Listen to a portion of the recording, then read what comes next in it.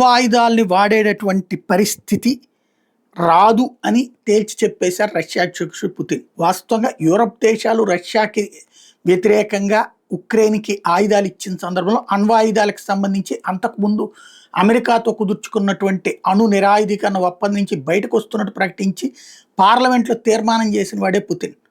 ఆయుధాల సన్నద్ధతని పరీక్షింపజేశాడు. తద్వారా అన్నిటికీ ప్రిపేర్డ్ అని.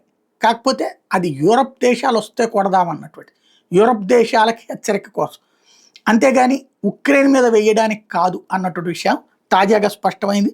ఉక్రెయిన్ మీద అణ్వాయుధాలను ప్రయోగించే అవసరం రాదని రష్యా అధ్యక్షుడు పుతిన్ స్పష్టం చేశారు. యుద్ధానికి తార్కిక ముగింపు పలకడానికి తమ దగ్గర తగినంత బలం ఉందన్నారు.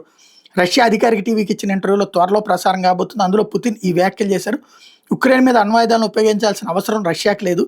2022లో ప్రారంభించిన యుద్ధాన్ని మేము కోరుకునే విధంగా ముగించడానికి మా దగ్గర తగిన వనరులు ఉన్నాయని చెప్పారు. శనివారం రాత్రి రష్యా జరిపిన డ్రోన్ దాడులు 11 మంది గాయపడ్డారు. వాళ్ళలో 2 చిన్నారులు ఉన్నారని మరొక వైపున ఉక్రెయిన్ ప్రకటించింది.